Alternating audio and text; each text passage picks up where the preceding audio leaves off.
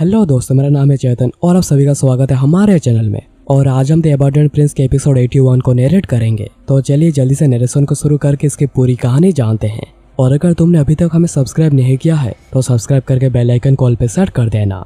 Episode के starting में वो मिस्टीरियस आदमी लॉर्ड को कहता है, अगर तुम यहाँ पर हार नहीं मानते तो तुम्हें ब्लड गॉड एक रास्ता दिखाएंगे। और ब्लड गॉड सुनते ही लॉर्ड पागल होने लगते हैं और वो काफी ज्यादा एग्रेसिव भी हो गए थे।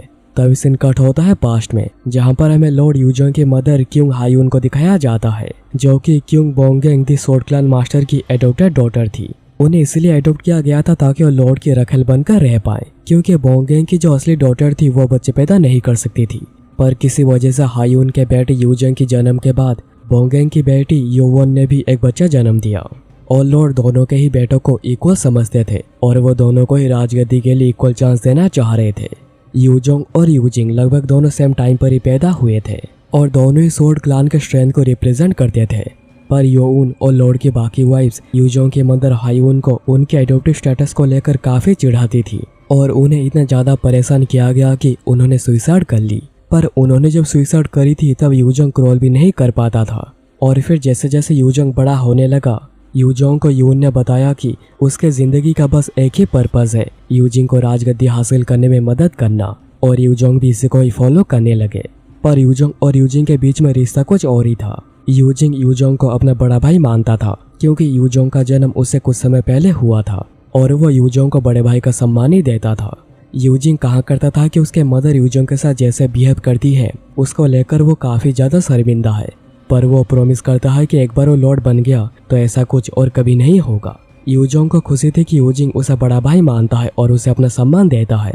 पर वो दोनों जैसे ही डीमनिक एकेडमी में एंटर हुए, दूसरे क्लास के जो यंग मास्टर्स थे वो यूजोंग को उसके एडॉप्टिव स्टेटस को लेकर चिढ़ाने लग गए थे और वो दिन प्रतिदिन बढ़ता ही गया। पर यूजोंग इन सारे बातों को इग्नोर करके यूजिंग के बातों पर उसने जो प्रॉमिस किया था उनके फ्यूचर को लेकर उसी पे ही भरोसा करता रहा कि उसे भी सम्मान मिलेगा। पर ऐसा नहीं था कि यूजोंग हेल्पलेस था। यूजोंग ने जैसे ही ट्रेनिंग करना शुरू करा सभी को ही उसका टैलेंट दिखने लग गया था। उसने सभी कैंडिडेट्स को बहुत मार्शल आर्ट्स और स्पोर्ट्समैनशिप में पीछे कर दिया था। उसने तो 3 सालों के अंदर एकेडमी के 5th टेस्ट को भी पास कर लिया था। पर अभी यूजिंग और उसके बीच का रिश्ता बदलने लगा था। यूजिंग ना ही उसे भी पहले की तरह सम्मान देता था और ना ही उसे अच्छे से बातें करता था। वो हमेशा अकड़ के बातें करता रहता था, क्योंकि वो उसे काफी जलने लगा था। और यूजोंग के अनजाने में ही उन दोनों का बॉन्ड टूट चुका था। और जब यूजोंग को पता चला कि उनके रिश्ता टूटने की वजह है उसका टैलेंट, तो उसने तुरंत ही ट्रेनिंग करना बंद कर दिया और बाकियों से भी अलग हो गया और अपनी एक टीम बना ली। और उस टीम में वो अकेला ही रहने लगा और किसी को भी आने नहीं दिया। पर एक लड़का था जो कि उसके हजार मना करने के बाद भी उसी के टीम को ज्वाइन करना चाह रहा था और वो था डार्क सोर्ड क्लान का योबुल। और उसका कहना था कि मुझे अपने टीम में ले लो, मैं तुम्हें कल्ट का लॉर्ड बना दूंगा। पर यूजोंग जानता था कि डार्क सोर्ड क्लान का सबऑर्डिनेट है, तो उसने योबुल को यूजिंग की टीम को ज्वाइन करने को बहुत बार कहा। पर योबुल ने इसे ठुकरा दिया और यूजोंग को ही फॉलो करता रहा।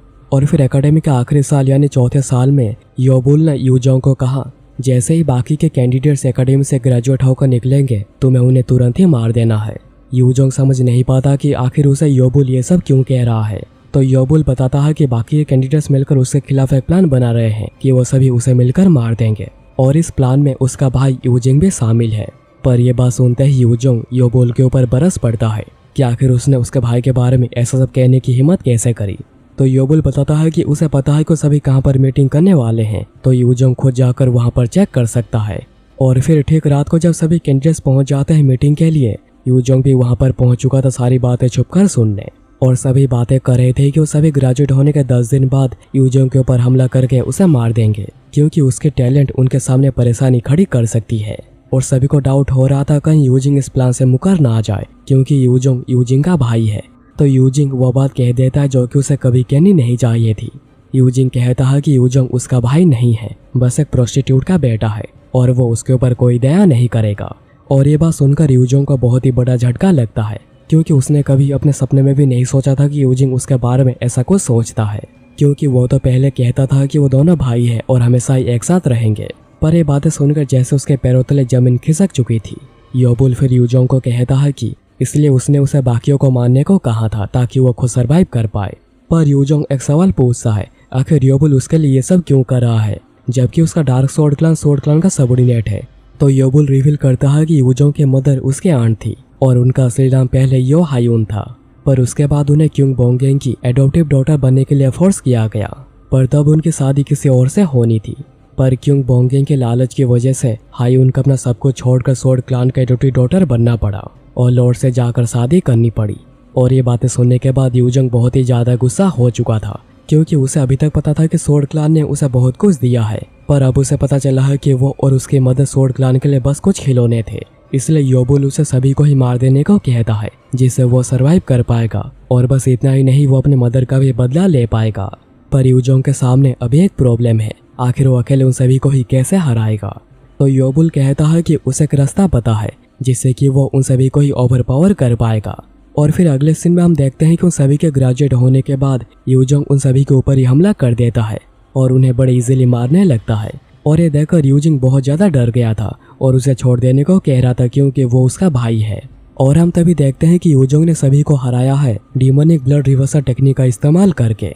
पर हमें योबुल से पता चलता है कि यह कोई ऑर्डिनरी ब्लड रिवर्सल टेक्निक है नहीं, यह डार्क सोर्ड क्लान की एक सीक्रेट टेक्निक है जिसका कोई साइड इफेक्ट नहीं है ब्लड रिवर्सल टेक्निक की तरह।